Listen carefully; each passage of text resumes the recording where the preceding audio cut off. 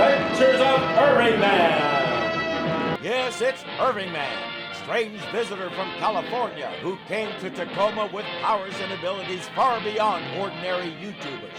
Irvingman, who can change the most innocuous statement into a dumb joke, still lives in his childhood with his old TV shows, and who, disguised as Irving J. Funkelmeyer, fights a never-ending battle for laughter, music, and ad revenue. A good friend of Perry's is in Perry's office, explaining why he's going to have to shut down the circus that he's been running most of his life. Somebody took my operational fund out of my safe, as clean as a whistle. No money, no circus. And the police have no idea who might have done it? Not a fingerprint, not a clue of any kind. I've just been plumb stolen out of business. There's this thing called a bank that can help you with that. They'll give you money temporarily to keep you going while you continue to operate, then you give it back to them in smaller, manageable bites. They even have a name for it. It's what is it? A lien. No, that's hamburger. A LAN. No, that's a computer thing. A lawn. No, that's a useless patch of land that costs way too much time and effort to maintain. Come on, I know the word is in there.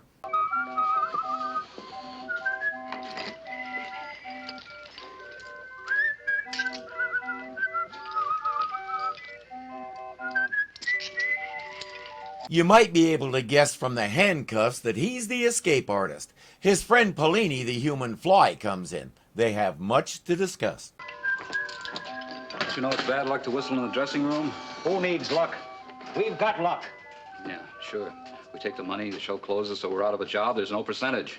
Look, what we took from Mr. Tex Dawson's safe is chicken feed compared to what we're going to take from now on. It was enough that he has to close the show down, so you have a strange definition of chicken feed. But he has big plans.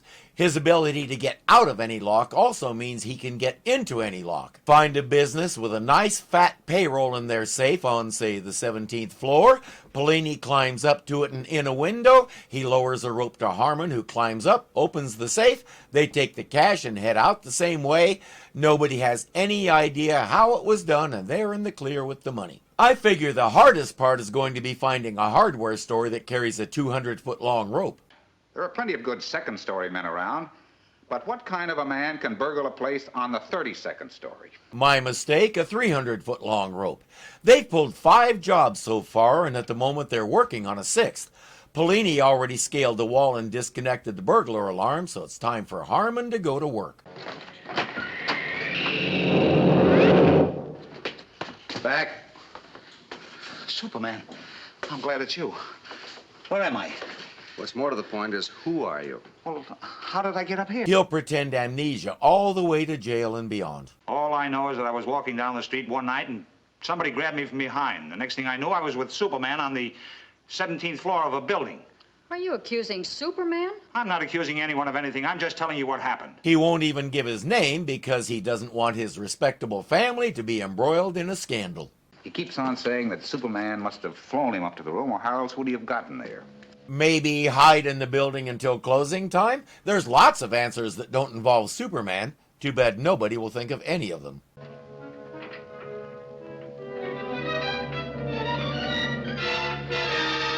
Even after that, they won't think to look for an escape artist. Further evidence that Metropolis's finest were trained by Chief O'Hara. How can you fight Superman? I can't, but I can keep him so busy with his own troubles he won't have time to bother with us. Come in, Atlas, come in. Where's job? You tell me you have a job for me. Atlas is the strongman, needless to say, and it can be a little frustrating to watch today, but the foreign giant with the broken English who has no clue what's really going on was a common trope in movies and TV. We've seen the actors playing Harmon and Polini multiple times on this show, but this was Buddy Bear's first and only appearance. He started out as a boxer and at the height of his career even gave Joe Louis a run for his money. He later turned to acting and used his immense size and strength to become a successful character actor, playing parts like this one. Going into boxing seemed like a natural thing for him to do. His older brother was Max Bear, another well-known contender who won the heavyweight championship in 1935. Brother Max also went on to do some acting, which suggests the whole thing might be genetic. And just to be clear, He's not one of these guys. He tells Atlas we're forming a detective agency and we'd like you to join us. So far, the only job you've been able to find to do after the circus closes is babysitting. You'll do a lot better working with us. What you do? You tell Atlas you detective. We are. We just got word that some crooks were about to rob this vault. So we've been hired to remove the money before they can get to it. But why you want Atlas? Your job starts now. His job involves what he does best, of course.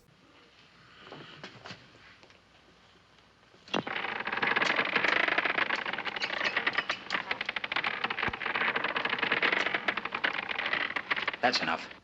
Now all we have to do is reconnect the burglar alarm. Reconnected? That's right.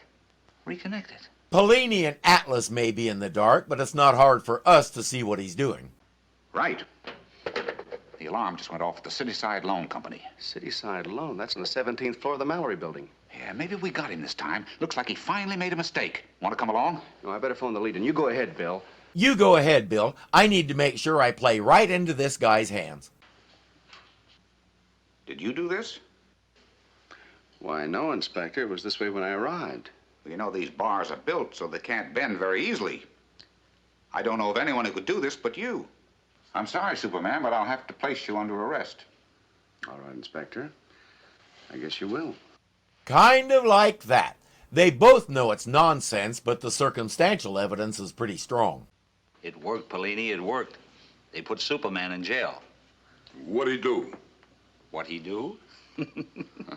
He get in our way, that's what he do. Yeah, but if we pull another job while Superman's still in jail, well, then they'll know he's not guilty. That's right. That's why we can only pull one more job. Notice Atlas's expression. This doesn't sound much like detective work to him. Speaking of detectives, Henderson is outlining the case against Superman. Pretty much everything fits. There's only one thing wrong with this plot. Where's the loot? More fundamentally, where's the motive? When have you ever known Superman to need money? And if he did need money, I don't doubt he's been offered beaucoup rewards for his good deeds over the years, and the canonical Superman at least refuses them all. If he was broke, all he'd need to do is go to some of those people. He has no reason to turn to crime. But he did have a reason for letting Henderson lock him up. Whoever set him up wants him out of the way, so if he goes along with it, the criminal might make a mistake.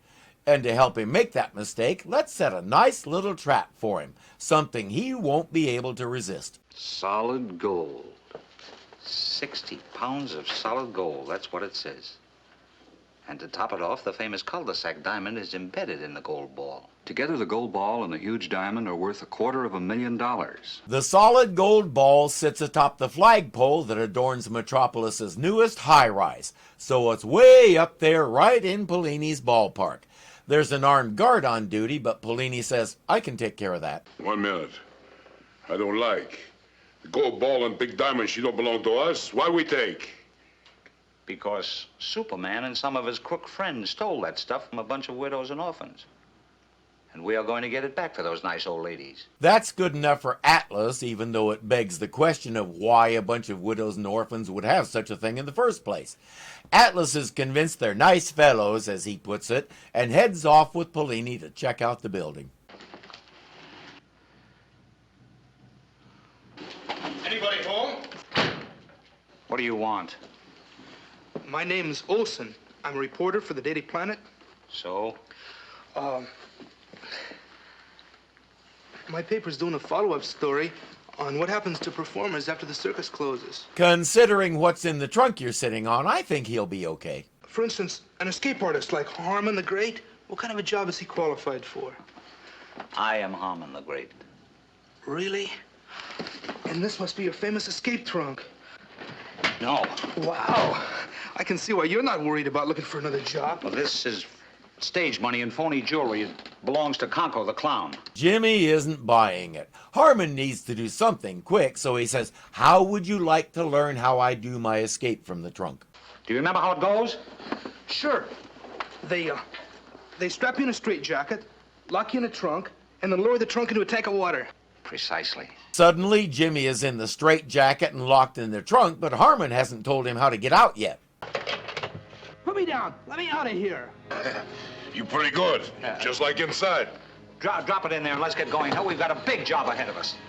He told Atlas he's doing a new ventriloquist act. Since Atlas is a foreigner, it's easy to hoodwink him like that since all foreigners are dullards, especially the really strong ones. But Mr. Kent's trying to get a hold of Jimmy, take him off the feature till Clark gets back. Well, what feature's that, Miss Lane? Always interviewing the circus performers, you know, to see what they're going to do when the circus closes. Like the, tattooed man and the escape artist and how they're going to make a living. Escape artist. Inspector, are you thinking what I'm thinking? I'm thinking I've already had an escape artist in my jail. It took them long enough to figure that out, but suddenly they've put it all together. Well, how do you like that? They took 3 men, put them together to make one imitation Superman. Now we know how they did it, so let's go to the Chapman building and catch them in the act. Inspector, can you get me out of here? I'll get a court order today. No, wait a minute. There may not be time for that.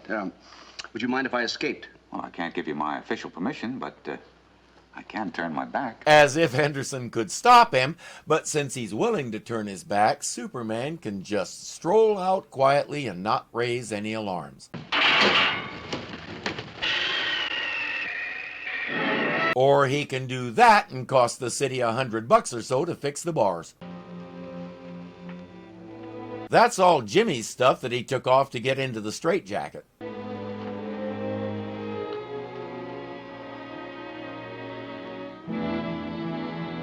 Jimmy's beginning to suspect that Harmon didn't really intend to tell him how to do the trick. What a dirty, trick.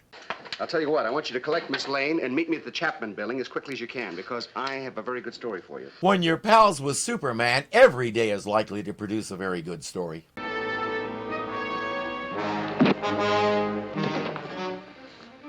You hit cop pretty hard. That's how you gotta treat those crooks. Remember the widows and orphans. Okay.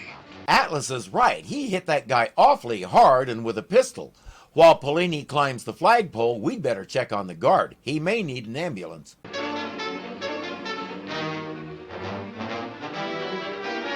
Or not.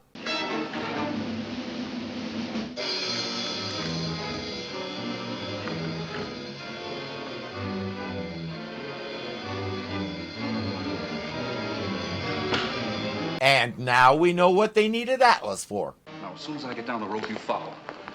You sure you can make it with that weight? Oh, sure. He's the pack mule, of course. What else is a strong man good for? Atlas. Superman, you supposed to be in jail. Well, you can see I'm here. You used to be big hero, fine man. Atlas tried to be like you. Now you crook.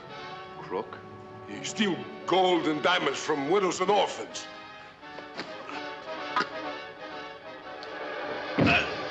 It won't take long for Superman to set him straight. Atlas really is the dupe in all this. You don't crook? No. Who go ball? I go down rope. I can have strong talk with him. Oh, we can make it quicker than that.